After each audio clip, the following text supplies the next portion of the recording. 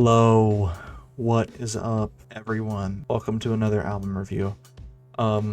This is being recorded at 3:03 a.m. in the morning. I have probably one of the worst sleep schedules of all time. I stay up throughout the entire fucking night, almost up until like 5, sometimes over 5, and then I sleep until, and then I wake up at 2. I wake up at 2 p.m. I don't have a job. I don't have a job. So there's no fucking excuse for any of this whatsoever. There's literally no excuse. Whatever. I'm recording a album review at 3:03, 3:04 actually. It just changed. Literally just changed. I feel a sneeze coming on. So forgive me if that blows through the microphone. The second review for Nuzz reviews. Also, this is in a very fucking, I don't know if I said it before, this is in a very precarious position that I'm recording this in.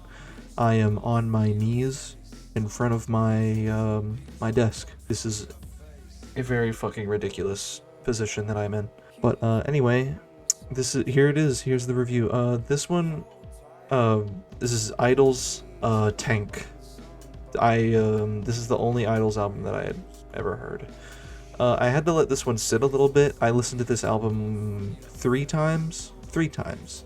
I listened to it some years ago. I listened to it for this review, and then listened to it again, but some of the songs I skipped over because I thought they were, well, you're gonna see. You're actually gonna see. I mean, you know what? If I skipped them, they were boring. There you go.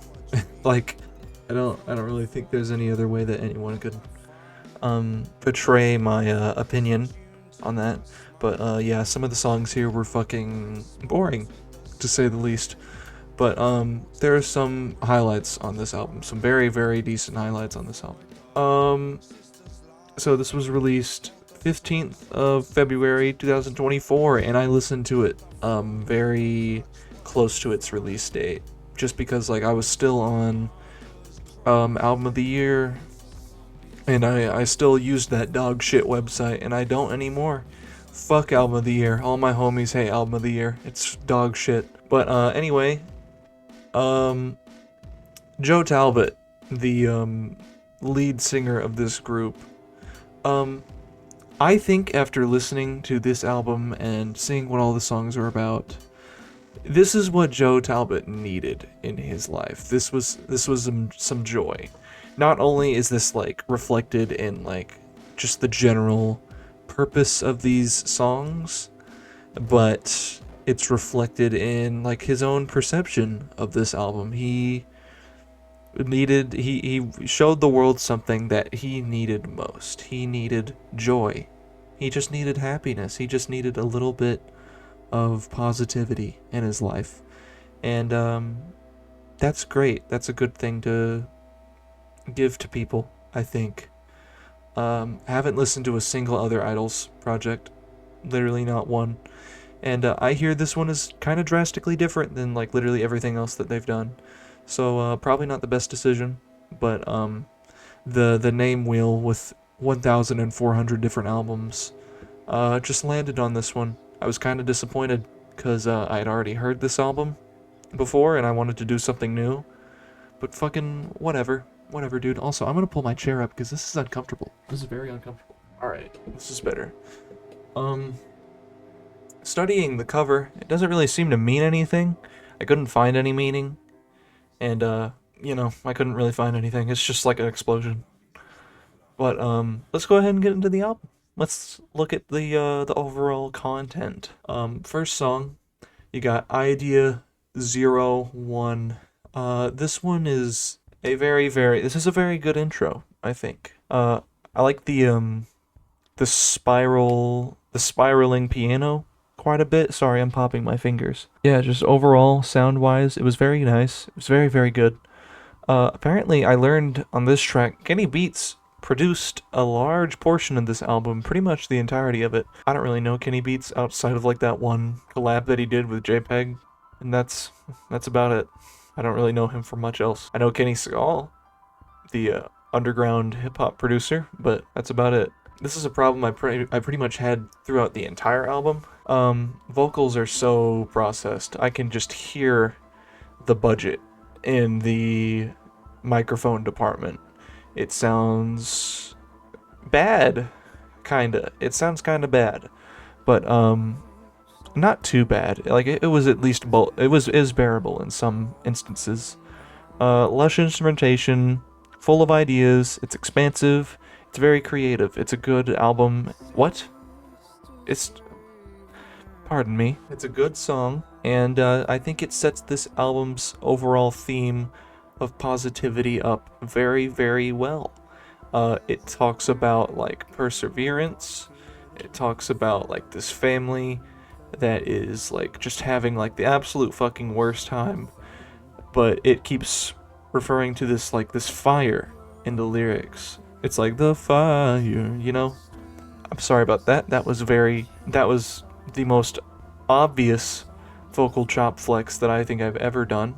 I apologize for that. It probably wasn't even fucking good. It probably wasn't even good. It's a good song.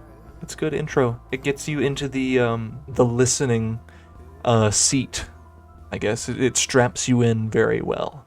8 out of 10. This song is good. Next song, even better. Gift Horse. Gift Horse is fucking fire. Gift Horse is great. Bass guitar is probably the highlight of this track. It is so fucking, like, just, it's hard. It's hard. It's hard. It's good. It's really good. Vocal variety, beautifully written. I think, pre-chorus into chorus, fucking stellar. Very, very beautiful wordplay there. You know, the CC, CC, go, go, fa, fa. That's good. I love that. It sounds really, really nice.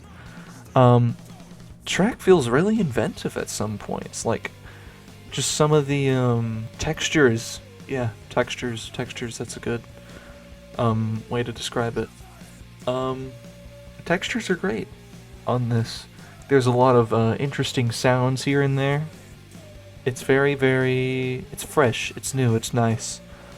Guitar around 230 is very, very fucking, like, hypnotic. I love the way that it sounds. I just want to say, in the lyrics department, in just, like, the song's overall purpose, this is a very, very good, like, interesting perspective. Joe is writing about this, his daughter, and comparing it to, the monarchy that Joe Talbot lives underneath.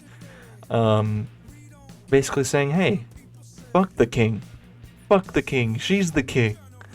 Which is, you know what? People need that perspective on where they live more than ever right now. They should be like, hey, fuck this fucking terrible ass tyranny that I have to live under. That should not be the person I live under. I should be living underneath my daughter or my son.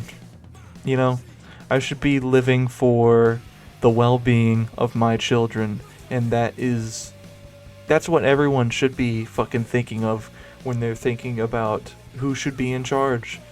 9 out of 10. That's a very, very good song. Gift Horse is stellar. Pop, pop, pop. This is the next song. This song is great. This song is wonderful. The funk is out of this world. It's fucking beautiful.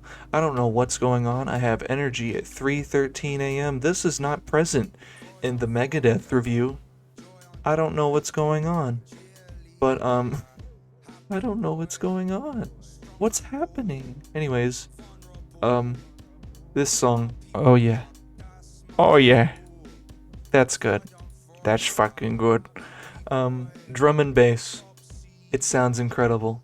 It sounds absolutely stellar. It sounds new. It sounds inventive. This was released 2 years ago by a band that have made their rounds, of course, but they were never really like, oh, top of the line. You know, everyone's talking about them on the fucking music sites. Like, they're up there with, oh, his fucking overrated ass Quadeca. Here's his new project where everything is maximalist and dog shit sounding. You know, it's that kind of shit. Sorry, I didn't mean to randomly throw a stray at Quadeca. I used to love his music. I honestly used to love his music, but then I was like, oh, this is kind of cliche. I don't know about this. Same thing with Geese. Their shit's cliche too. I don't like geese. I used to love them. And then they decided, you know, let's pay a bunch of people to be our like fake fans and, you know, music industry bullshit, that kind of shit. Outro is incredible for this song, apparently. I don't remember the outro. Oh, never mind, I do. He says love is the thing, and then he like fades out. I remember that.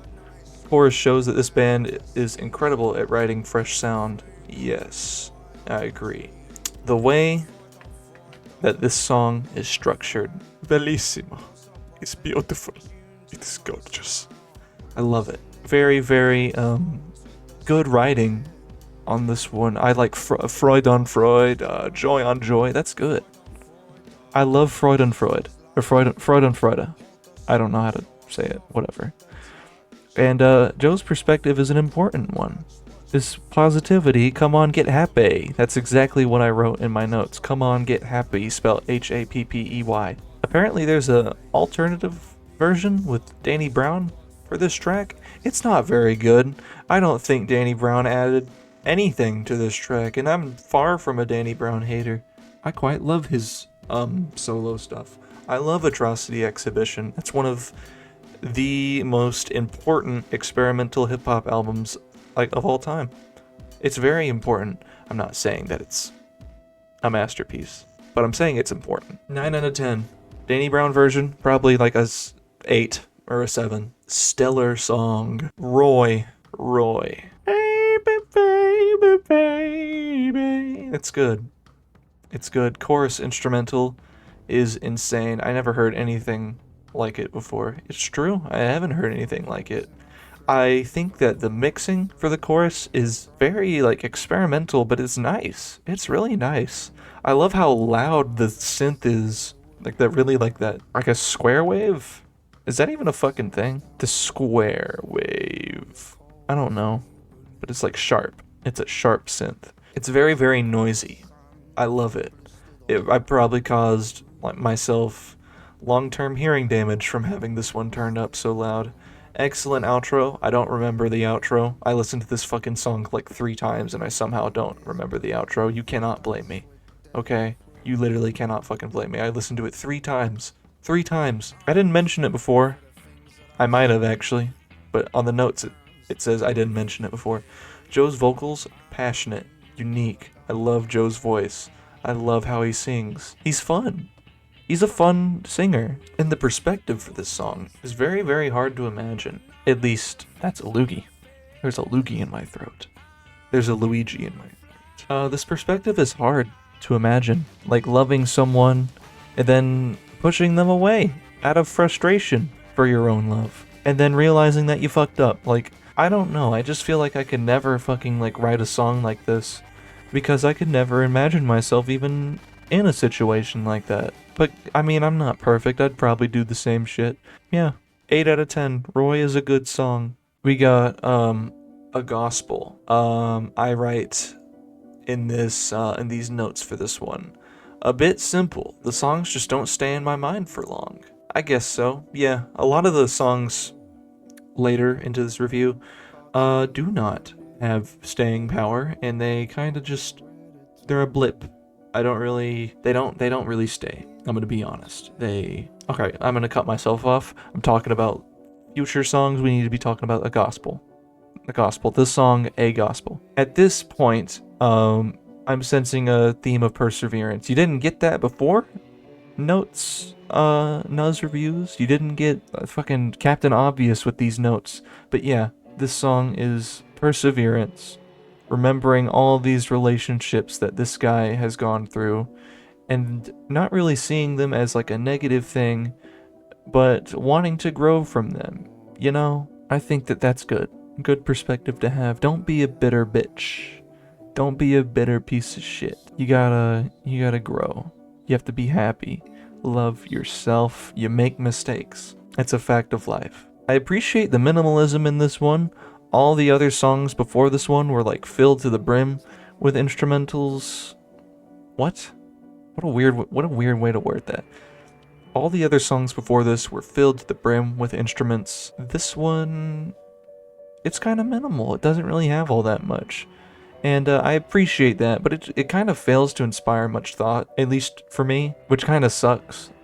I'm a person that thinks that albums that are more, I guess, theatrical, expanded upon, and I guess more dramatic tend to be albums that people in the music sphere see more highly of than just albums that are a little bit more minimal.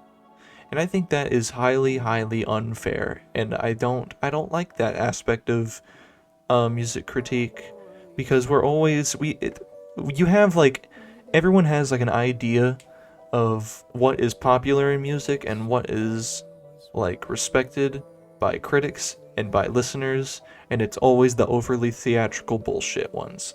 And I don't like that. I think we should sit back, strip away some of the instruments for a little bit, and just appreciate minimalism sometimes. And it really fucking sucks when I say that this song is a 7 out of 10 instead of an 8 or a 9 or even a 10.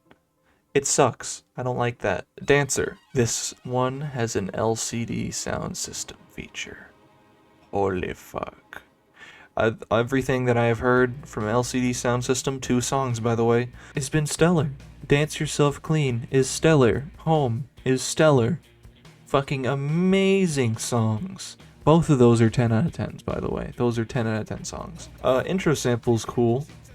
I like, weird, like, small experimental indie film that came from France and was released in the 30s or 20s sample. That's probably not what it's from, but you know. And the sweat! I love how, once again, this is the same sort of, like, compliment that I can give from Gift Horse. I think how things are, like, how do you put it?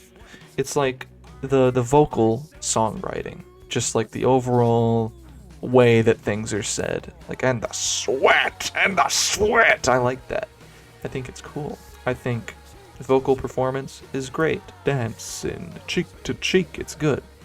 It's wonderful. It's stellar. Chorus is great too. And this was these notes, a lot of these notes are from like my second listen after I hadn't heard the album in like maybe years. A negative, unhappy human being to an album about positivity. Frowns. Is sad. I'm a negative human being. I'm very unhappy, like all the time. I'm like maybe nipple deep in a depression. That's the fucking most beautiful thing that I have said in weeks. Nipple deep in depression. I need to like write that down somewhere. Or titty deep. Whoa. Titty deep in depression. I'm like stealing from a Lucid now. Titty deep in a swamp, or whatever he says in that one song. I don't know how to feel about this album. I also wrote that here. This is gonna be sort of like the point in the album where the ideas that are being presented are interesting. They're nice. They're good ideas. But it feels like this album is like containing itself in terms of texture. Now the overall like writing in the songs is perfectly fine. The writing is fine. It's good even. But textures are about to go down the gutter for me, which kinda sucks. And I'm sorry if I sound like a rude bitch when I'm talking about this. Whenever I am doing these critiques, I try to be as nice as I possibly can. I try to be as performative. What the fuck? No. I mean, obviously it's performative. A review is performance. But I'm sorry, but it just is. Everything needs to be a performance for me if I am trying to break into acting. Where the fuck was I going with this? Whatever. It's a lost thought now, unfortunately. Thought is dead. Goodbye. Thought is passed on to another fucking realm of existence. It's a 7 out of 10. Grace. Didn't like this one, unfortunately. New ideas are presented, but they never feel like they expand past a limited texture palette. Some songs in this album are just the same idea of love being the core piece, and not really being anything beyond that, making the album feel stale. I don't know if I still agree with that sentiment. That was written in the notes. I guess somewhat. Like, it's kind of just like expanding on like this kind of like simple idea. It's just, oh, love is the thing, love is all. And it's like, I know, that's it. It's as simple as that. I know. You said it like 50 times before. But, I don't know. Guess it just kind of feels like it's running in circles, doing the same shit over and over again. Trying to experiment, but it's still like stuck in its own like metaphorical box in a sense. It can't expand upon that. And this song is kind of meant to be like a slow build, and like the instrumental like slowly comes in more and more, but it doesn't really feel like it builds upon itself very well, at least. It's a 5 out of 10. This is probably the lowest ranking that any of the songs are gonna get on this album, just a 5 out of 10. It doesn't go below 5 out of 10, I don't think, so don't burn me at the stake. Don't kill me. Hall & Oates, You Making My Dreams Come True. Oh, never mind, I just looked at the notes and one of the songs have a 4 out of 10. Stay tuned to find out which one is a 4 out of 10. Hall & Oates, this song is fun. I mean, I don't really know what else to say about Hall & Oates. Like, the notes in here are kind of just like a reflection of the album in of itself. These aren't really notes about the song itself because there's not much to say. I love my man. I love my man, you know? He loves his man. Not in a homoerotic way, I don't think. Maybe. If it is, who fucking cares? But if it is, if it isn't, okay, who fucking cares? Either way. I have a boyfriend, I'm not homophobic. How can I be homophobic? I'm gay. That was terrible. I apologize. I appreciate this album, and I feel like outside influence is making me not like it as much. This is why I fucking left Album of the Year. Fuck Album of the Year. Fuck Rate Your Music. Fuck all these websites. They suck. They are dog shit. If you want like actual like critique on music and you want to like actually have a unique opinion on music, start a YouTube channel and start making your own reviews. Talk about what you think about the album. Don't let a song's influence be the end-all be-all of how you feel about a song or an album. It should be about how it makes you feel. How does it feel? Like a complete unknown. Like a rolling stone. Yeah, this song's pretty good. I never felt the need to make an entire song about a best friend, but yeah, it's good. I love my man. I don't have friends. I mean, I do, but like, my friends have jobs. Guess who doesn't? I don't have a job. I'm 18 and I don't have a job and I'm living with my parents. Hooray! Hooray! I love my life. Please boost this review in the algorithm so this can be my job. I'm a childish human being and I like to cling onto being able to make money off of YouTube, which is highly unrealistic, but please with a fucking big squirt of cum all over it. What the fuck is wrong with me?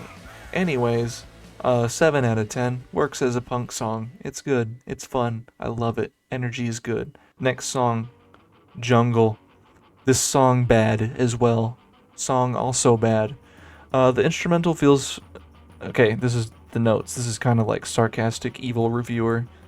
I apologize for what you're about to hear. I write, the instrumental for this feels like it should have been present earlier into the album.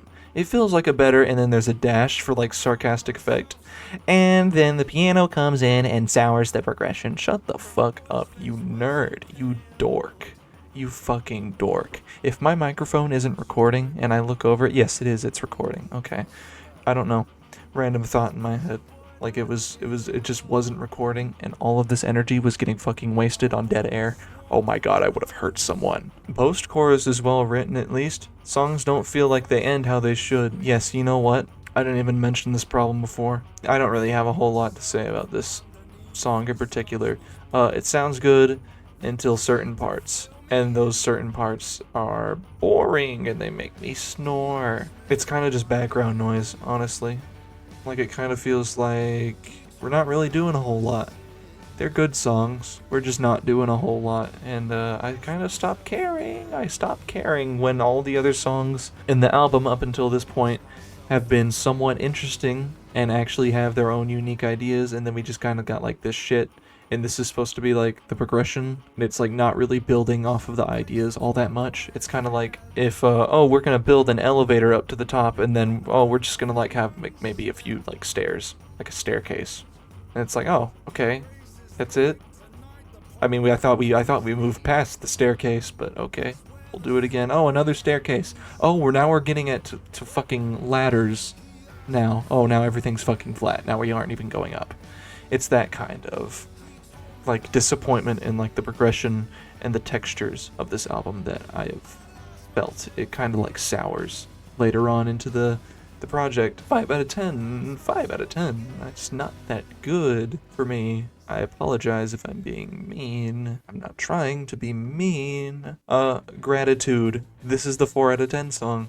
The song is the same as every other aggressive song on this album. That's a very funny note that I added. I don't have much interest in the lyrics. Wow, I didn't even care about this one. This one was so boring that I didn't even care about the lyrics. I didn't even care. I did not give a flying fuck about this song. Probably this album's most egregious example of bored instrumentation. Yeah, I was bored. There really wasn't any, like, notes that I can give to this song, which kind of sucks and feels a little mean-spirited, but this is a 4 out of 10. This song was boring. Literally everything else has sounded like this song, and, I don't know what you want me to say. I apologize. Monolith. This is the final track. This feels like another edition that should have been in the album like 5 tracks ago, but didn't show itself until everything else was boring mush. That is the first note that I write for Monolith. Monolith is the expansion of ideas that this album needed earlier into its runtime. Like, I would say maybe at Grace, not counting Hall & Oates.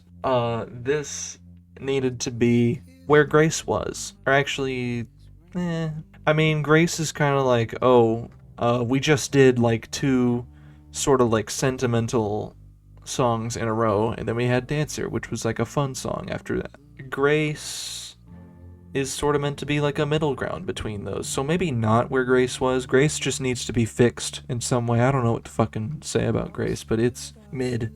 I don't know. I think what I mean here is that we needed this kind of like sound palette and instrumentation earlier into the album. Where Jungle and Gratitude was, those songs were not great. They were kind of boring. Yeah, this song is great. Monolith is great. A wonderful way to end off this album. I think the vocals have very good power here. I think the bass guitar has very good power here. All of like the sound palette's just good. It leaves more to the imagination than literally everything else that has been like a 5 or a 4. 5-4 matchup on me. I'm sorry. 8 out of 10. I don't really have much to say about the overall meaning of Monolith. Anyways, that's the album. We're gonna get into our overall summary of what this album meant to me as a overall project. It's a great portrait of positivity. I think it sets out to do exactly that. Sorry, that was a burp. Yeah. Great portrait of positivity. I think that the main thing it was trying to do, be positive vibes, be an album that brings people up. Not like set them down and make them unhappy, like reinforce all their sadness. No, this was something that was meant to bring people up, to realize all the good things that they have with I guess like friends, children that they might have, whatever. Just anything, really. Like, it was realize where you are and persevere. Something I needed to hear, personally. Meaning, point, artistic intent. Nailed it. Great job. Unfortunately, I think that this song, or this album, is stuck in a place that kind of freaking sucks and is stupid and bad. This album is stuck in its own walls. It's trapped, at least in terms of textures. I think that it does not go past a certain like experimentation in the instrumental, at least in a certain aspect. It's very, very specific, my problem with this album, and that is it's hard to describe, and I might sound like I'm being a complete and total jackass. Like a complete fucking idiot. Yeah. I just think that it is stuck in a experimental parentheses sort of box that it's put it in. Like, it has this very specific sound palette, but it doesn't use that sound palette in a very like captivating way to me, which sucks. Also, the vocals are too processed. There you go. That's pretty much all I have to say about this album. It's a 6 out of 10, or what? It's a 69 out of 100. That was not an intentional number. Literally just scraping the 70s. Oh no. Oh no. Oh no. That's not good. Oh no. 69. It's in the 60s. It was close to 70s. It was close to being okay and passable. But no, it sucks. Haha. I'm joking, of course. The numbers that I attach to these songs and albums are completely arbitrary and are mainly just there for my own enjoyment. But anyways, that's the end of the review. I hope you all enjoyed my review, and if you do, please subscribe, please like, please comment an album that you want me to listen to, or like suggest like maybe a video that you guys would like to see that is music related, of course. So long. It was nice reviewing this album. Next album I think is what did I me when I can't pronounce my G's. US Girls, Heavy Light. That's the next album that is going to be reviewed, unless someone comes in from the sky and has a, oh my god, I just saw like a fake album that I had put in here as a joke. Marquise and his talking penis, the blow-end inquiry. By the way, Marquise is a very weird movie. I haven't watched it, but its concept on Letterboxd is very funny. Very, very silly. Letterboxd hasn't made me super angry yet, but I have a feeling that it will at some point. Anyways, end of the review. Bye-bye. Bye-bye. So long. Unless someone wants to suggest an album, then that'll be the album that is reviewed. Oh, because this channel has only 9 subscribers.